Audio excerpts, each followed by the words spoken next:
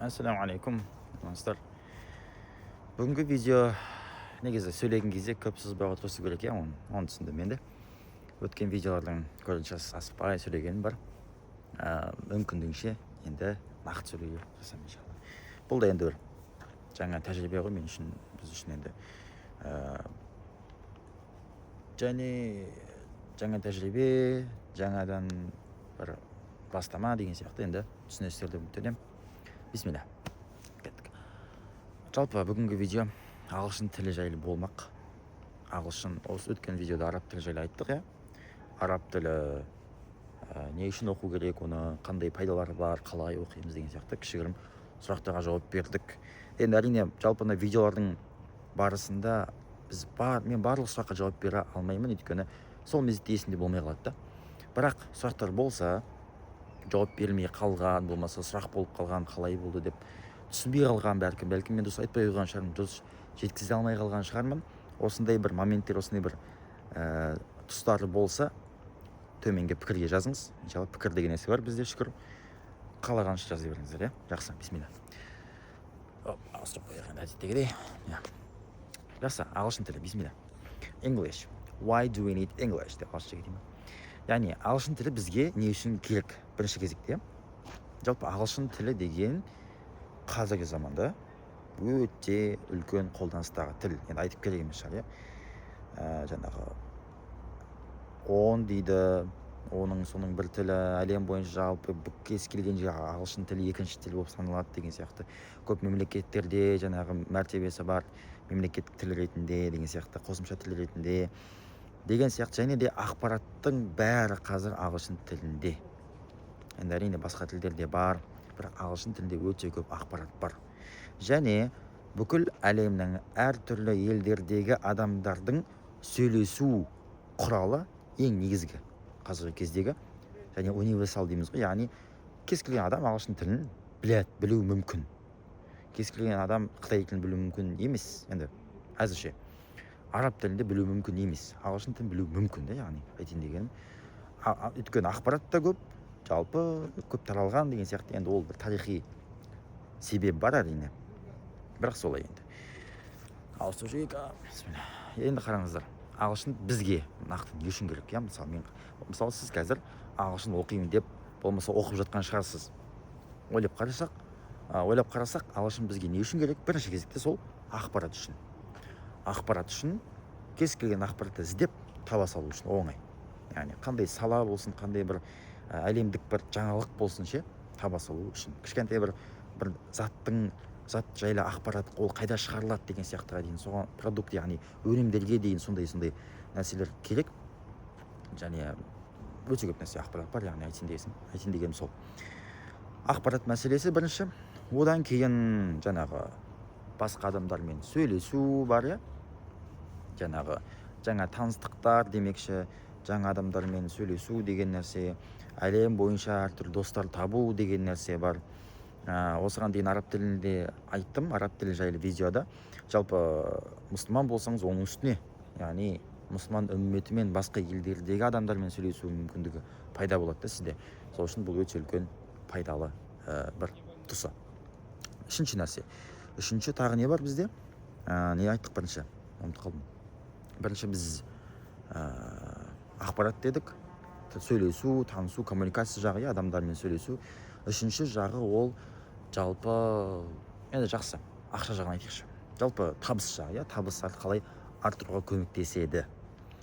Қандай бір баяғы осы ағылшын үйретуді, жалпы тіл үйретуді енді бастап жатқан кезде кішігірім спикинг клаб жасағанымыз бар енді өзімізше.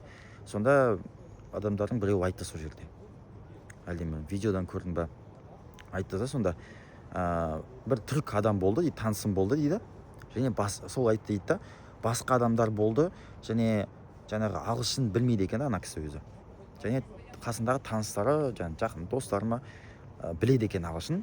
Сол яғни ағылшын білеу мен білмеудің арасы бір кәдімгідей үлкен бір сомадағы ақшаны айтып не істеген бар. Яғни айтайын дегенім есте болсын, бұл видеолар шынайы, мүмкіндігінше ешқандай қимаймыз, қалай ба солай.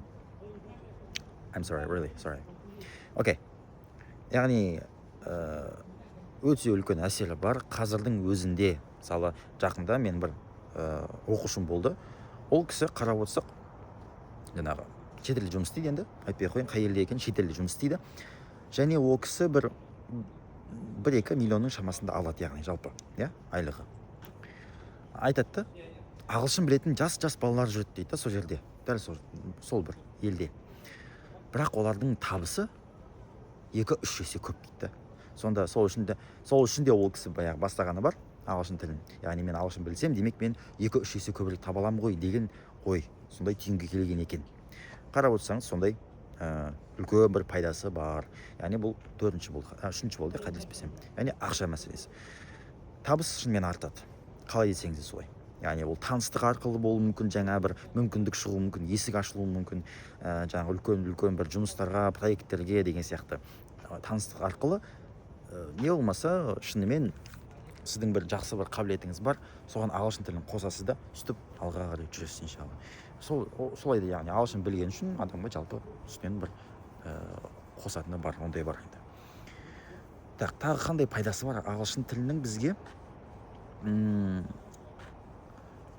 Жалпы енді тіл деген нәрсеге келетін болсақ, ой-өрістің дамуы бар, ойдың кеңеюі деген нәрсе бар. Бұл енді жалпы тіл. Яғни ойлау жүйесі басқа болады. Жалпы тіл білетін адамның, ағылшын тілін білетін адамның оның ішінде ойлау жүйесі шынымен де өзгеше болады. Шынымен бір тағы бір кездесуде бір адаммен танысқаным бар, сөйлескенім бар. Яғни бір досымның інісі ғой. Бір күні мешіттен шығып, жұма кезінде солай бір жаққа барайық деді да. Яғни інім бар осында, IELTS тапсырайын деп жатыр екен деп сөйтті. Жақсы деп бардық. Мен де қасында бірге жүргеннен кейін, жұма күні бос болғаннан кейін, free деген сияқты бос уақыт болды, сол үшін бардым қасында. Сонда енді інісін танымаймын. Танымағаннан кейін енді жай жүрмін. Бірақ алыстан қарап тұрдым да, жақында қалған кезде алыстан қарап тұрдым да, анау басқаша енді. Мынау ағылшын тілін білетін адам-ау деп ойладым да, білмеймін іштен. Сөйтсем сол інісі екен. Яғни оның киім кию үлгісі, шаш үлгісі, жаңағы жалпы бет-әлпеті дейін ба қалай дейін, жалпы сезіледі. Яғни ағылшын тілін білетін адам шынымен жалпы басқаша бір өзі вайб дейді ғой, өзінің вайбы болады, өзінің бір бейнесі болады. Бұл барлық адамға білінеді. Өзіңіз иншалла ағылшын оқысаңыз, немесе оқып жатсаңыз, немесе ағылшын білсеңіз, оны бәлкім түсінесіз, не айтып тұрғанымды. Сондай мәселе. Яғни айтайын дегенім сол, адамның ойлау жүйесі, сөйлеген сөзі де мүлде басқа, жаңағы сөйлеу деңгейі дейміз ғой, сөздің жалпы деңгейі болады адамдарда. Жаңағы басқа адамдарды талқылайтындар бар, кейбір оқиғалар талқылайтындар бар дейді орта деңгейде. Жоғары деңгейдегі адамдар жаңағы үлкен идея, үлкен жаңағы ойларды талқылайды дейді. Яғни сол сияқты мәселеде ұсақ-түйек бір дүниелік, бір күнделікті әңгімелер емес, шынымен бір жоғары бір дәрежедегі әңгіме айтатын сондай байқауға болады. Яғни осындай мәселе. Тағы қандай пайдасы бар екен ағылшынның? Жалпы есіме түсіп тұрған нәрсе негізі осы ғана. Жалпы ойлап отырсам, енді осыған дейін айтқан шығармын, айтқан болуым керек. Жалпы адамға қазіргі заманда 2 тіл білу керек, мұсылман адамға. 2 тіл білу керек деп айтар едім. Біріншісі ағылшын, оның дүниесі үшін, екіншісі араб тілі, оның ақырет үшін деп айтуға болады екен. Егер де басқа да пайдалы тұстарын жіберіп алған болсам, айтпай қойған болсам, ұмытып кеткен болсам, пікірге жазыңыз, иншалла. Бәлкім келесі видеоларда бүйтіп қосып бір нәрсе қылып, или шортс қылып па, қысқа видео қылып па, әдемілеп жеткізуге тырысамын. Онда айтпай кеткен жерім болса, яғни. Жалпы осы сияқты енді видеоны да ұзақ созбай қойық, түсінікті болды деп үміттенемін. Егер пайдалы болса тіркеліңіз, лүпіл, пікір деген сияқты бөлісіп қойыңыз, ағылшын оқып жүрген адамдарға қандай пайдасы бар екен білсін. Олай болса, бүгінше осы. Ассаламу алейкум. Келесі видеода көріскенше. See you in the next video, inshallah.